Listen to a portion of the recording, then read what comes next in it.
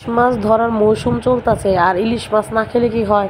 ছোট হোক আর বড় হোক, যেমনই হোক না কেন, ইলিশ মাছ তো ইলিশ মাছ। ইলিশ মাছের সাথে কি কোনো মাছের তুলনা হয়? তো যাই হোক, বাড়িতে ইলিশ মাছ আলা এক ভাই আসলো, তার থেকে 2 কেজি ইলিশ মাছ নেওয়া হয়েছে। তো ইলিশ মাছগুলো ততটা বড় ছিল না, মিডিয়াম সাইজেরই ছিল। তো ওইখান থেকে আমি এখানের থেকে 2টা মাছ নিয়ে নিচ্ছি রান্না করার জন্য। আর টাটকা ইলিশ মাছের গ্রানই আলাদা। এই ইলিশ মাছটা যদি কাঁচা বেগুন আর মুখি দিয়ে রান্না করা হয় তাহলে তো আর কোনো কথাই নেই, সব ঘরের সবাই পছন্দ করে, শুধু আমার বাচ্চার বাবা বাদে। তো যাই হোক, ইলিশ মাছগুলো আমি দেখে সুন্দর করে কুড়তে নিয়ে নিয়েছি। তো এখানে সবগুলো ইলিশ মাছ নিয়ে নিয়ে 2টা করে আমি রেখে দিয়েছি, 2টা করে। আর এখন 2টা আমি টাটকা রান্না করে নিয়ে নিছি। তো এখন কুড়তে নিয়ে নিয়েছি ইলিশ মাছগুলো কুটে ভালো করে ধুয়ে মুখি দিয়ে বেগুন দিয়ে একটা বড় করে তরকারি রান্না করবো, ঝোলালা। আর এই গরমে ঝোলালা তরকারি খাওয়া কিন্তু খুবই ভালো স্বাস্থ্যের জন্য। আর যেহেতু মুখি দিয়ে ইলিশ মাছ দিয়ে অনেক মজার একটা তরকারি, সাথে বেগুন দিয়ে, তাহলে তার কোনো কথাই নেই। ও আমার পিচ্চির দাদা দাদি আমি সবাই আমরা পছন্দ করি ঘরের মুখি দিয়ে ইলিশ মাছ দিয়ে এই তরকারিটা। এমনি সময়তে তো অন্য অন্য মাছ দিয়ে খাওয়াই হয়, রুই কাতলা যে কোনো মাছ দিয়েই খাওয়া হয়। তো ইলিশ মাছ দিয়ে একটু বেশি মজা। তো যাই হোক, মাছটা কুটে আমি ভালো করে ধুয়ে নেব। আর ইলিশ মাছের তো কোনো কিছুই ফেলানো না, পেটটা সবই তো নেওয়া হয়। তো যাই হোক, মুখিটা আমি এখানে ভালো করে ধুয়ে সিদ্ধ দিয়ে দিছি, বেগুন দিয়ে রান্না করবো এই কারণে। আর এদিকে বেগুনটাও ধুয়ে সুন্দর করে রাখছি, সাথে এই যে মাছ কুটে ধুয়ে রাখছি।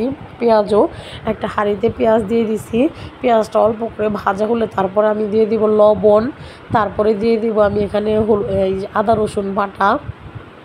তো ইলিশ মাছে যত ময় মশলা কম দিবেন খেতে কিন্তু তত বেশি স্বাদ হয়। তারপরে একটু দিয়ে দিলাম, কি করার, আমরা তো বাঙালি, একটু ময় মশলা দিয়ে আমরা খেতে পারি না, কেন জানি বেশি করে ময় মশলা দিতে হয়। তো হলুদের গুঁড়ো মরিচের গুঁড়োও দিয়ে দিছি। তারপরে পানি দিয়ে ভালো করে কষায় নিয়ে ভাপে দেওয়া মুখিগুলো আলুগুলো সব একসাথে দিয়ে ভালো করে এখন নাড়াচাড়া দিয়ে কষায় নেব। আর যত ভালো করে ময় মশলা দিয়ে কষাবেন সবজি তত খেতে কিন্তু বেশ ভালো। আর ঝোলালা তরকারিতে একটু ভালো করে কষা নিতে হয়, যেহেতু এখানে ঝোল থাকবে আর শুকানো হবে না, এই কারণে। তো এখন বেগুন কুটে ধুয়ে রাখা বেগুনগুলো উপর দিয়ে দিলাম, দিয়ে এখন এটাকেও ভালো করে কষায় নেব, নাড়াচাড়া দিয়ে নেব। তো বেগুন দিয়ে এই তরকারিটা কিন্তু অনেক মজার একটা তরকারির সাথে যদি টমেটোর ধনিয়া পাতা থাকে তাহলে তার কোনো কথাই নেই। তো যাই হোক, এখন নাড়াচাড়া দিয়ে নিলাম। আর আপনারা চাইলেও কিন্তু এই মুখি দিয়ে, কচুর মুখি দিয়ে বেগুন দিয়ে ইলিশ মাছ দিয়ে রান্না করে একসাথে সব আবার কষায় নেব। আর কষায় নিয়ে এখানে পর্যাপ্ত পরিমাণ পানি আর ঝোল দিয়ে দেব। এখন ভালো করে ধুয়ে রাখা মাছগুলো, কেটে রাখা ধুয়ে রাখা মাছগুলো ওপরে ঝোলের ভেতরে দিয়ে দেবো। আর ইলিশ মাছ কাঁচাটাই বেশি ভালো লাগে, ভাইজাও আমি রান্না করি কিন্তু কাঁচাটা বেশি রান্না করার চেষ্টা করি, এটার কাঁচাটার গ্রানটা অনেক বেশি থাকে। তো সাথে ধুয়ে রাখা পেটাপোটাগুলো দিয়ে দিছি, ভালো করে পরিষ্কার করে রাখা। তো যাই হোক, বলক আসার আশায় রয়েছি, একটা ঢাকনি দিয়ে ঢেকে দেবো।